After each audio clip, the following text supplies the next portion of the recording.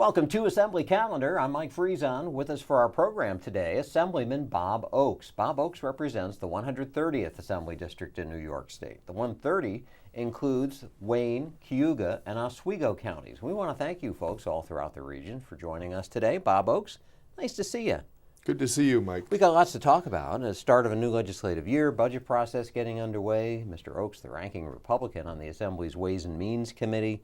All sorts of things going on to talk about. But you come in all excited that you've got a student in your Assembly district who's been nominated for something called Presidential Scholars, and that's where you want to start today. Well, actually, 50 years ago, under the Johnson administration, he started a thing of trying to focus on pick a couple students from each state.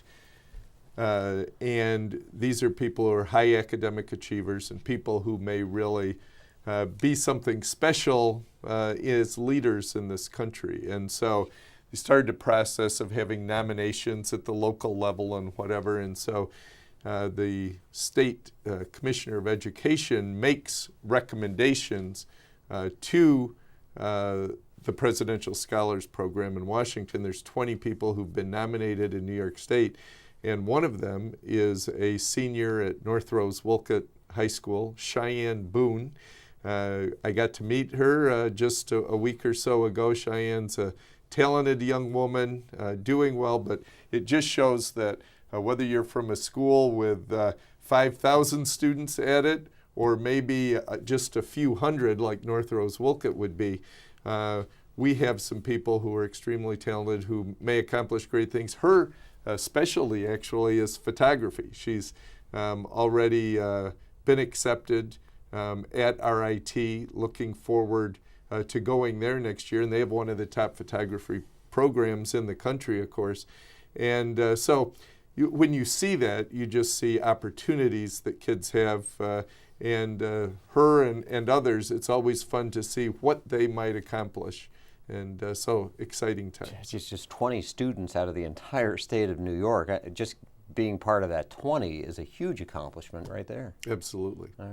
All right. All the stuff that's going on here at the state capitol now, that is our charge.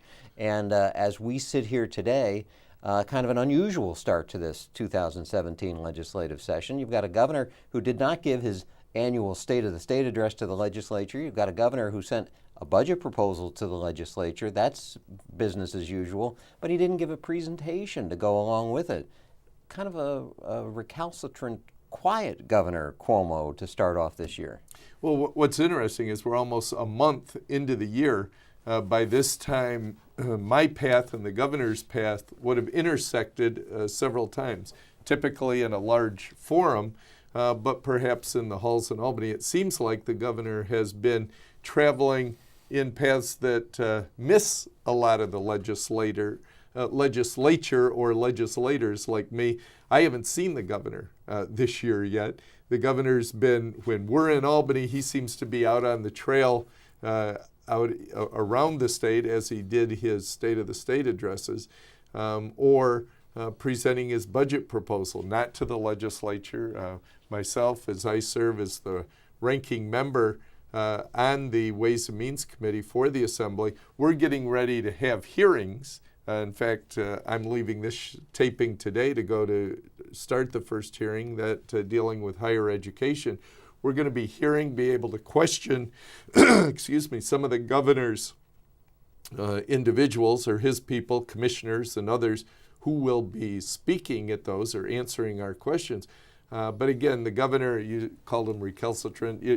I think you could put a lot of adjectives to the governor this day, not all in a positive manner. So what's the deal, as people might want to say? Why do you suppose he's trying to avoid the legislature? There are some who think that maybe the legislature is a little mad at this governor because he might have had something to do with a pay raise not coming through for members of the state legislature. Is it as simple as that? It could be. I think it's maybe that the governor's agreed to certain things and then pulled back and done things that he might see later that help him in a different way.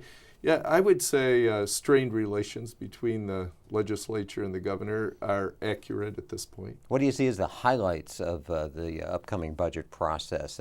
We heard from the governor, free tuition for college students in New York State attending State University.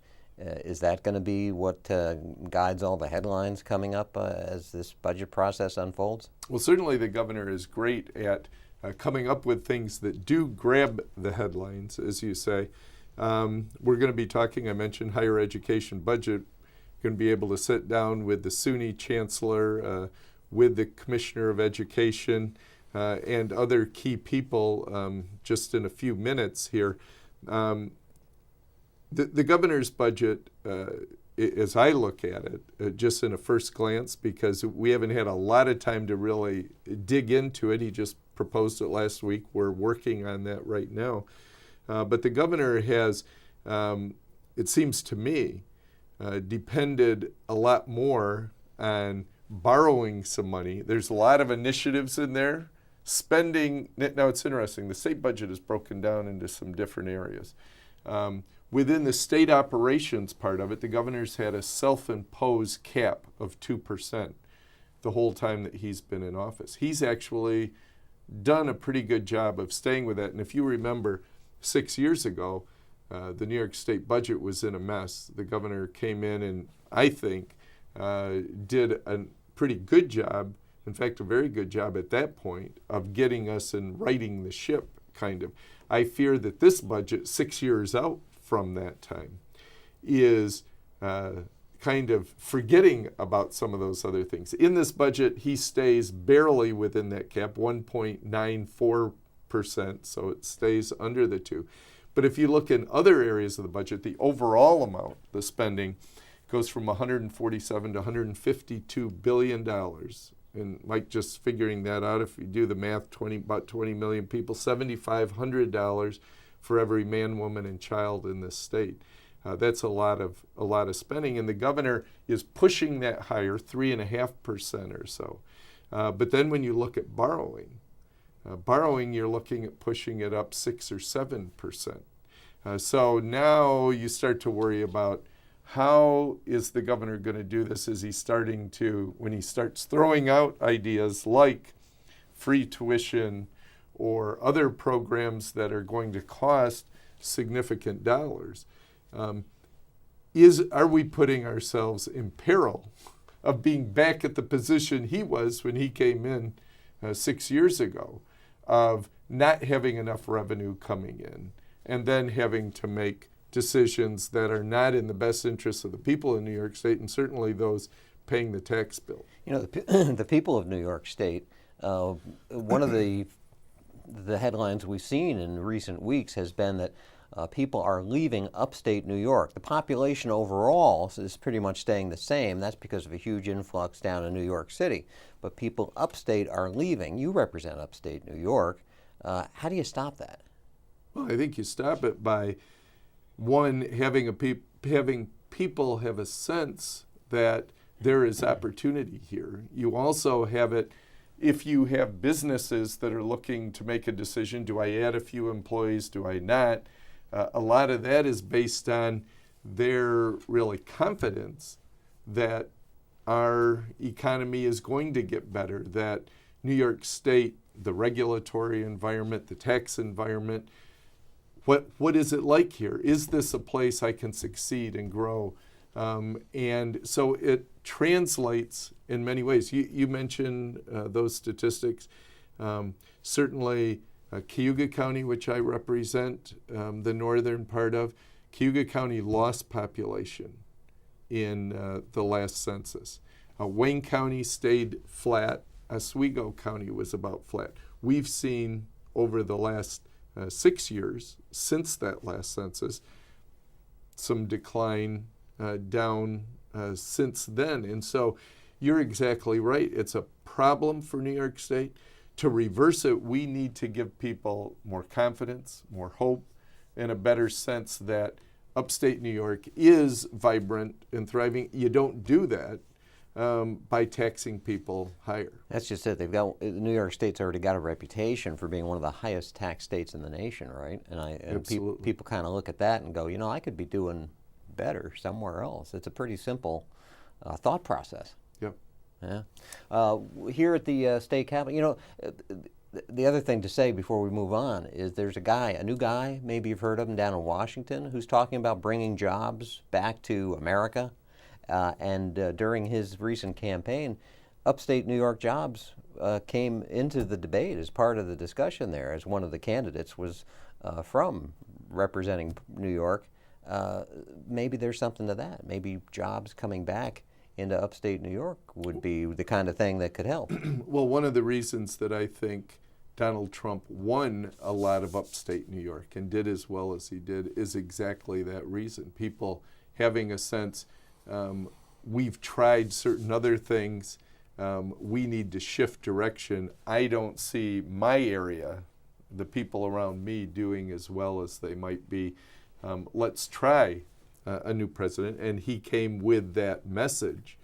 And I think that that's a lot of what President Trump is going to have to deal with. Mm-hmm. And his success rate, I think, is going to be based on that to a great extent as well. So we kind of are wrapped up in that together a little bit. And now it's a wait and see sort of thing to see how that all plays out. How about the Canal Trail? Hear about some changes maybe coming in connection with that? We do. The governor, as a part of his spending issues, has said, we did a pretty good job over a number of years of getting the trail done from Buffalo to Albany, but there are gaps within it. In fact, several years ago, the state just ended up saying, when money got a little tougher, okay, we're not doing it anymore right now because we don't have the resources. And so it stopped in Newark, for instance, and didn't go on further east to match up with some of the other areas that was connected. Very honestly, the local communities in Lyons and Clyde have been working, and others, Savannah, the eastern part of Wayne County and on into Cayuga County, have been working on their own, the counties on their own, using some of our own local resources and trying to get some state grants. We've been adding some to that. The governor's actually said it could cost up to $200 million. The people I represent, some of the people who have been active on that, are going to help try to save the state some money. So instead of sending millions, he might going to keep working hard to get our portion of that trail done as quickly as we can. But overall, I think it's a good thing for New York to take advantage of the canal. It's a resource that's been there. It has great history. I think the linkage for some of those canal towns is very important. I got a minute left. About a year ago, we were talking all about the corruption problems here at the state capitol, the takedown of the Speaker of the Assembly, the Senate Majority Leader. This year, we're hearing some of the governor's key aides in his executive branch have been indicted on charges connected to state business. Is this still going to be one of those overriding issues on all that happens here at Albany this year? Well, unfortunately, it probably is, except we have some legislation I was pleased to author along with some key people in our conference to try to bring more accountability to the whole economic development, how the state gives out its dollars and whatever. That's where the governor's people got into a lot of problems. And now we are, thankfully, we're just doing a second passage of the constitutional amendment, which would allow stripping pensions of unethical or illegal behavior by legislators. I think that's good. Hopefully the voters in New York will put that into the Constitution this coming year. Busy start to this legislative year. If you folks watching want to know how to reach your representative, you can reach Bob Oaks at his district office. You can call the office. It is in Lyons, New York, and the number is 946-5166. You can also email him at oaksr@nyassembly.gov. or check him out on Facebook at Assemblyman Oaks. Bob Oaks, thanks for joining us again today. We thank you folks, too, for spending your time. Hope to see you soon for our next edition of Assembly Calendar.